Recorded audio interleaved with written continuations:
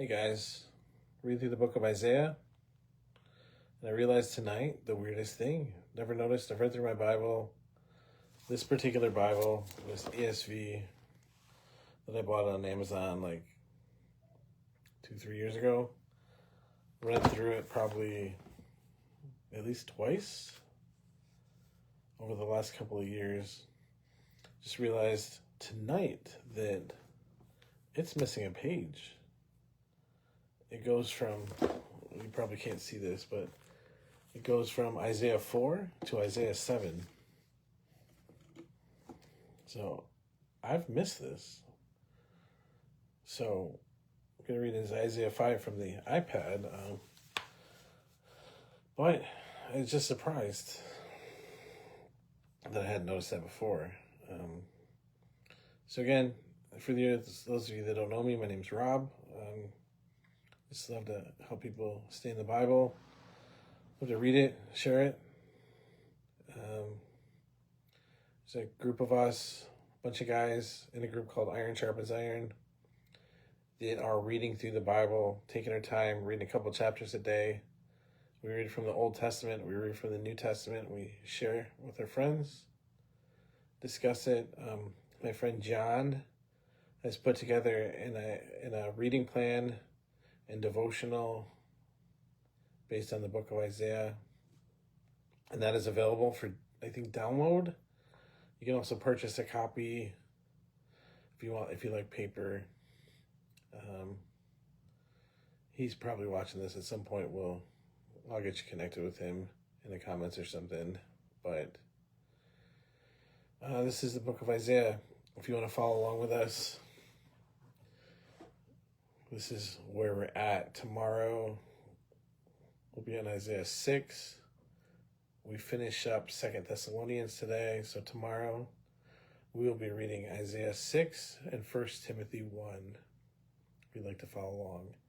Best thing you can do, though, is follow me or friend me, so you see these posts daily. There'll be a daily scripture reading like this, plus in the morning there will be some verses shared, kind of a highlight from each one of these chapters, just to kind of know, so you kind of know where we're at that day. Sometimes there'll be a little short devotional message included. Sometimes there won't be. That may be later in the day when it gets to this. But these are important books, and it's just important you stay in the Word. For those of you, like I said, that don't know me, new here, I guess because of life circumstances, have decided recently just to take this head on and just start listening to God and being obedient, and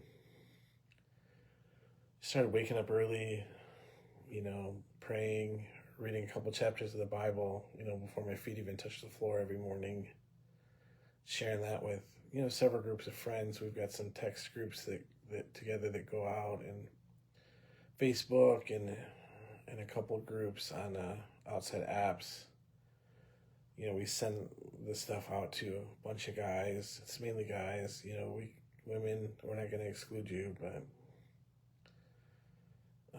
it's important that we can talk amongst ourselves to be better men.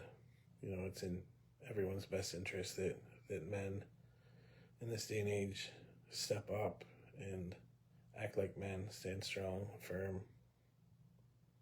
So, Isaiah 5.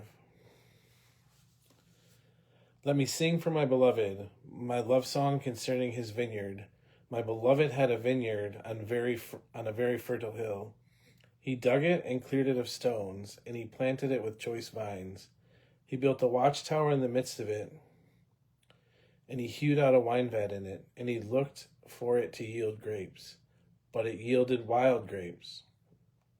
And now, O inhabitants of Jerusalem, and men of Judah, judge between me and my vineyard. What more was there to do for my vineyard that I have not done in it? When I looked for it to yield grapes, why did it yield wild grapes? And now I tell you what I will do to my vineyard. I will remove its hedge, and it shall be devoured. I will break down its wall, and it shall be trampled down. I will make it a waste. It shall not be pruned or hoed, and briars and thorns shall grow up. I will also command the clouds that they rain no rain upon it. For the vineyard of the Lord of hosts is the house of Israel, and the men of Judah are his pleasant planting. And he looked for justice, but behold, bloodshed, for righteousness, but behold, an outcry. Woe to those who join house to house, who add field to field, until there is no more room, and you are made to dwell alone in the midst of the land. The Lord of hosts has sworn in my hearing, surely many houses shall be desolate, large and beautiful houses without inhabitant. For 10 acres of vineyard shall yield but one bath, and a homer of seed shall yield but an ephah. Woe to those who rise early in the morning, that they may run after strong drink, who tarry late in the evening, as wine inflames them. They have lyre and harp, tambourine and flute, and wine at their feast, but they do not regard the deeds of the Lord, or see the work of his hands. Therefore my people go into exile for lack of knowledge. Their honored men go hungry, and their multitude is parched with thirst. Therefore Sheol has enlarged its appetite, and opened its mouth beyond measure, and the nobility of Jerusalem with her multitude will go down. Her revelers and he who exalts in her. Man is humbled, and each one is brought low, and the eyes of the haughty are brought low. But the Lord of hosts is exalted in justice, and holy God shows himself holy in righteousness. Then the lambs graze as in their pasture, and nomads shall eat among the ruins of the rich.